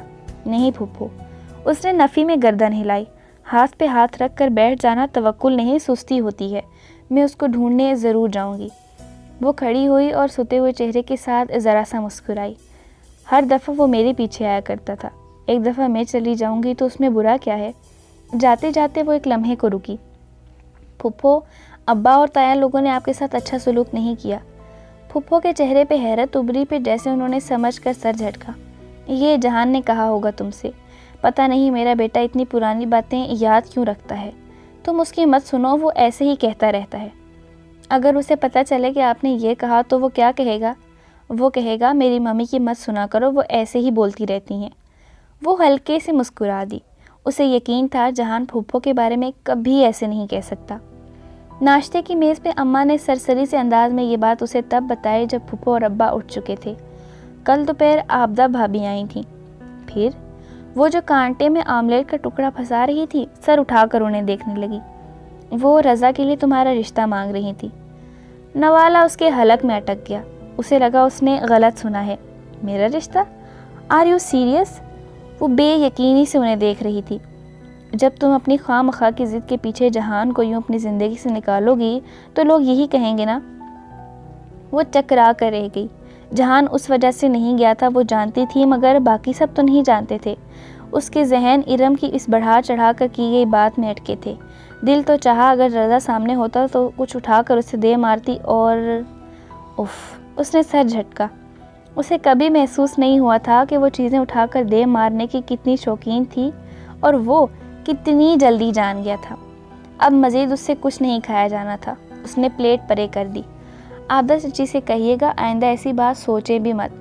لوگوں کو میرا اور جہان کا رشتہ بھلے کمزور لگتا ہو، مگر ہمارا رشتہ بہت مضبوط ہے اماں۔ شیور؟ اماں نے جیسے اکتا کا سر جھٹکا۔ وہ وہاں سے اٹھائی۔ ساری رات کی بے خوابی، وہ ویڈیو، تایا کا ایکسیڈنٹ، اور پھر آبدہ چچی کا یہ قصہ، اس کا سر درد کرنے لگا تھا۔ ارم درست کہہ رہی تھی۔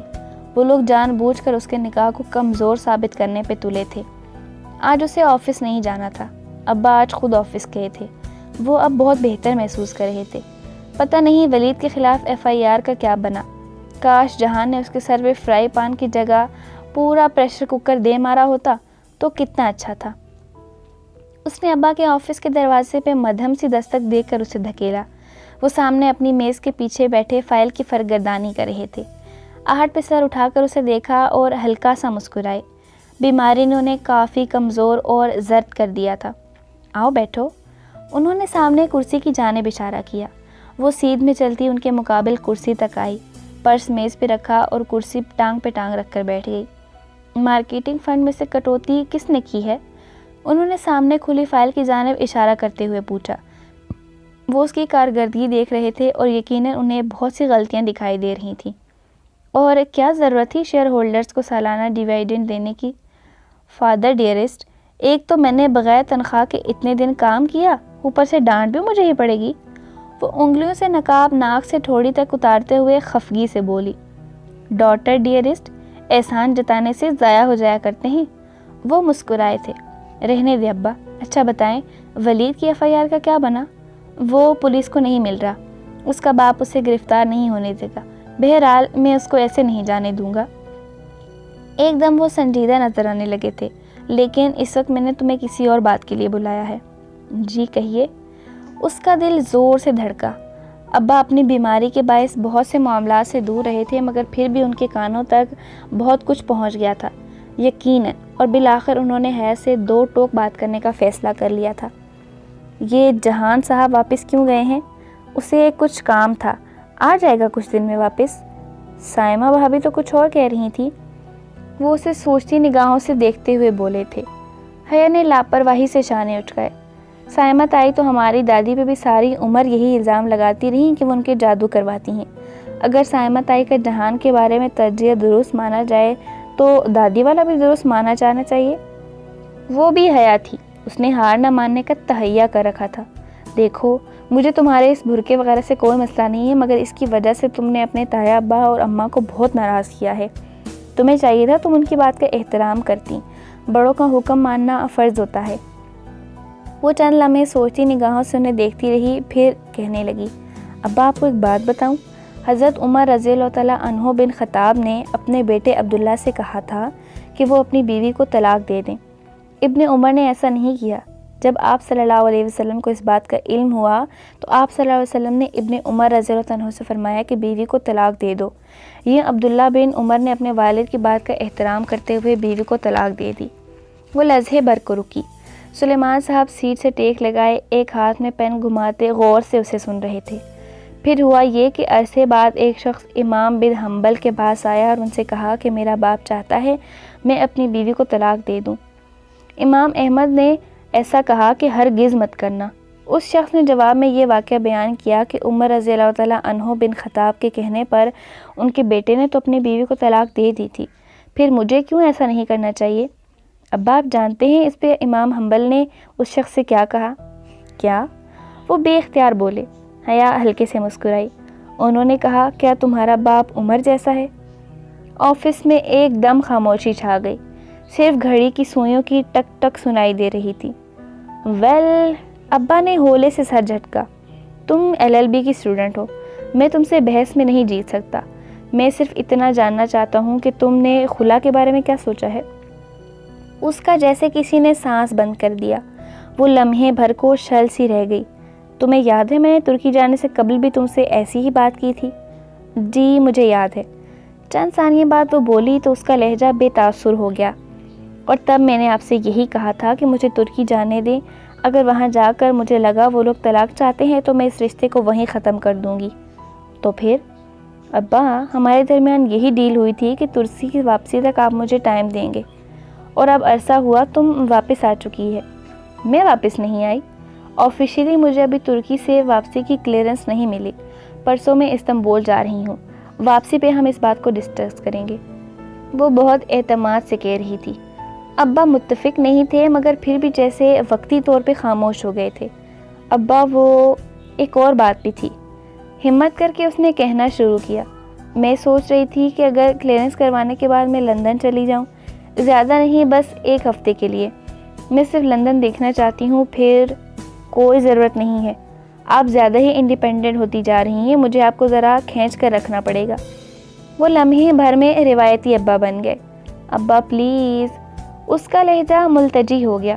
کوئی ضرورت نہیں ہے، کلیئرنس کروا کر سیدھا آپ واپس آ گئی تھیں۔ جتنا گھومنا ہے استنبول میں گھوم لو، ترکی کسی اور شہر جانا ہو تو بے شک چلی جاؤ، مگر اکیلے نہیں، فرینڈس کے گروپ کے ساتھ جانا۔ لندن وغیرہ جانے کی کوئی ضرورت نہیں ہے۔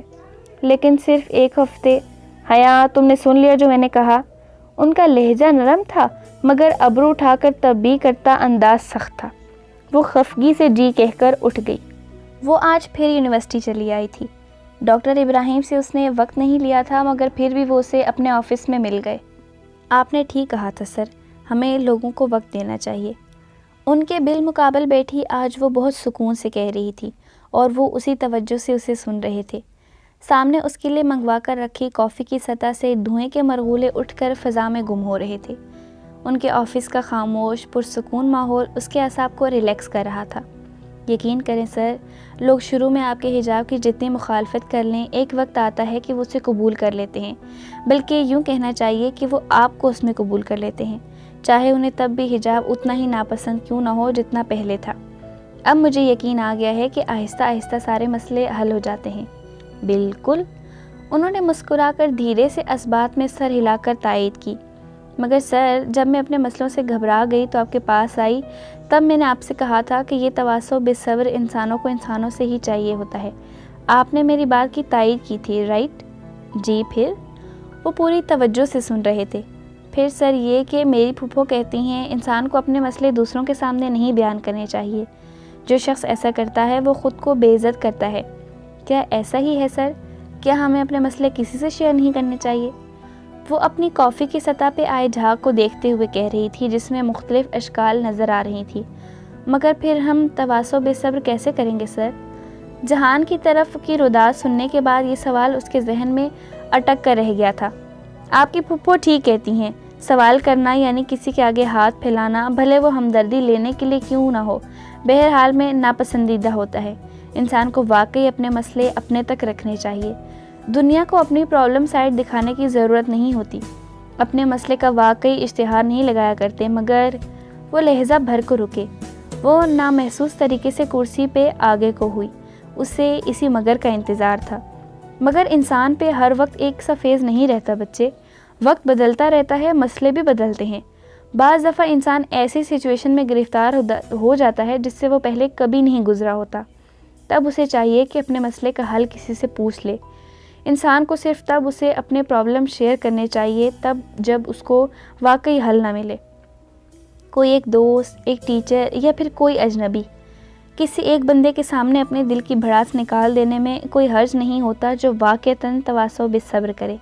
ہاں، لیکن ایک بات یاد رکھیں، اس شخص کو کبھی اپنی بیساکھی نہ بنائیں۔ آپ کو ہر کچھ دن بعد کسی کے کندھے پہ رونے کی عادت نہیں ڈالنی چاہیے۔ دینے والا ہاتھ لینے والے ہاتھ سے بہتر ہوتا ہے۔ ہر وقت دوسروں سے تسلی لینے کے بجائے بہتر ہے کہ ہم تسلی دینے والے بنیں۔ تواضع بے صبر صبر کی تلقین دینے کا نام ہوتا ہے، ہر وقت لیتے رہنے کا نہیں۔ اس نے سمجھ کر سر ہلا دیا۔ اس کی کافی اب ٹھنڈی پڑتی جا رہی تھی، جھاگ کی اشکال چھٹتی جا رہی تھی۔ اسے خوشی تھی کہ آج وہ سر کے پاس پھر سے نئے مسئلے لے کر نہیں آئی تھی۔ میں سمجھ گئی اور مجھے کچھ اور بھی بتانا تھا آپ کو۔ اسے جیسے اسی پل کچھ یاد آیا۔ آپ نے کہا تھا میں احزاب کی پہیلی میں کچھ مس کر گئی ہوں۔ میں نے اس بارے میں بہت سوچا، پھر مجھے ایک خیال آیا۔ اچھا، اور وہ کیا؟ وہ دلچسپی سے کہتے ذرا آگے کو ہوئے۔ سر، جنگ احزاب کے ختم ہونے کے بعد بنو قریظہ اپنے قلعوں میں جا چھپے تھے۔ مسلمانوں نے ان کا تعاقب کیا اور ان کو جا لیا۔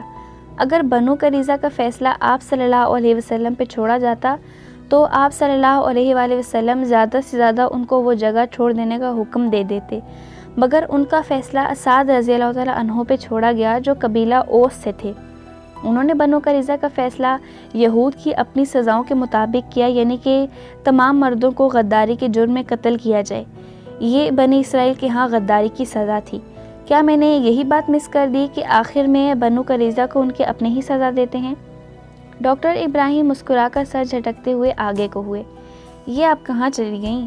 غزوہ بنو قریظہ جس کا آپ ذکر کر رہی ہیں، یہ غزوہ احزاب کے بعد ہوئی تھی، یہ غزوہ احزاب کا حصہ نہیں تھی۔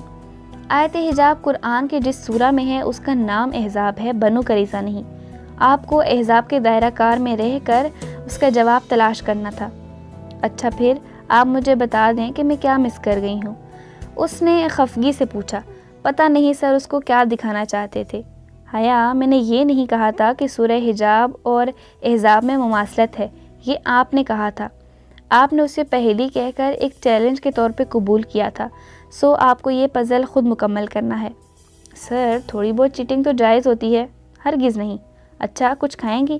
آج تو میرے پاس ٹرکش کینڈیز بھی نہیں ہیں۔ نہیں سر، بس یہ کافی بہت ہے، پھر میں چلوں گی۔ اگلی دفعہ میں آپ کے پاس اس پہیلی کا آخری ٹکڑا لے کر ہی آؤں گی۔ وہ ایک عزم سے کہتی اٹھی۔ ڈاکٹر ابراہیم نے مسکرا کر سر کو جنبش دی، جیسے انہیں اپنی ذہین اسٹوڈنٹ سے اسی بات کی امید تھی۔ یونیورسٹی کے فیمیل کیمپس میں ایک دوسری ٹیچر سے مل کر وہ انٹرنس بلاک سے نکلی تو سامنے ایک طویل روش تھی جس کے اختتام پہ مین گیٹ تھا۔ اس نے گردن جھکا کر ایک نظر اپنے پیروں کو دیکھا جو سیاہ ہیل والی سینڈلز میں مقید تھے۔ ہیل کی اتنی عادت تھی کہ دکھتے پیر کے باوجود اس نے ہیل پہن لی تھی، مگر اب چل چل کر دایاں پاؤں ٹخنے اور ایڑی سے درد کر رہا تھا۔ وہ سر جھٹک کر تیز تیز قدم اٹھانے لگی۔ طویل سڑک عبور کر کے وہ گیٹ سے باہر آئی تو کار سامنے ہی کھڑی تھی۔ ڈرائیور نے اسے آتے دیکھ کر فوراً پچھلی طرف کا دروازہ کھولا۔ وہ اندر بیٹھی اور دروازہ بند کر دیا۔ ڈرائیور الہی بخش نے فوراً کار سٹارٹ کر دی۔ S10 کا وہ خالی سا علاقہ تھا۔ یونیورسٹی کی حدود سے نکل کر کار اب مین روڈ پر دوڑ رہی تھی۔ اطراف میں دور دور فیکٹریز، عمارتیں یا انسٹیٹیوٹس تھے۔ ابھی وہ زیادہ دور نہیں گئے تھے کہ اچانک الہی بخش نے بریک لگائے۔ وہ جو ٹیک لگائی بیٹھی تھی جھٹکے سے مکانکی طور پہ ذرا آگے کو ہوئی۔ کیا ہوا؟ یہ گاڑی سامنے آ گئی ہے۔ الفاظ الہی بخش کے لبوں پہ ہی تھے کہ حیا نے ونڈو اسکرین کے پار اس منظر کو دیکھا۔ وہ چمکتی ہوئی سیاہ اکاڈا ایک دم سے سامنے آئی تھی، یوں کہ ان کا رستہ بلاک ہو گیا تھا۔ ڈرائیونگ سیٹ سے سیاہ سوٹ میں ملبوس شخص نکل کر تیزی سے ان کی جانب آیا۔ حیا یکٹک اس سیاہ کارڈ کو دیکھ رہی تھی۔ وہ اس گاڑی کو پہچانتی تھی، اس گاڑی نے طیب فرقان کو ٹکر ماری تھی۔ ولید اس کے دروازے سے چند قدم ہی دور تھا۔ غصے کا ایک ابال اس کے اندر اٹھنے لگا۔ الہی بخش، جلدی سے ابا کو فون کرو اور بتاؤ کہ ولید نے ہمارا راستہ روکا ہے، تب تک میں ذرا اس سے بات کر لوں۔ وہ دروازہ کھول کر باہر نکلی۔ ولید اس کے سامنے آ کھڑا ہوا تھا، چہرے پہ تیش، آنکھوں میں تنفر۔ اس نے کن اکھیوں سے زمر ملاتے دیکھا اور پھر کہا، میرا خیال تھا آپ ملک سے فرار ہو چکی ہیں، مگر نہیں، آپ تو یہیں ہیں۔ بہت اطمینان اور سکون سے کہتی وہ اس کے سامنے کھڑی تھی۔ خیر، چند دن کا عیش ہے مسٹر لغاری، پھر آپ کو اقدام قتل کے کیس کا سامنا کرنا ہی ہوگا۔ میری بات سنو۔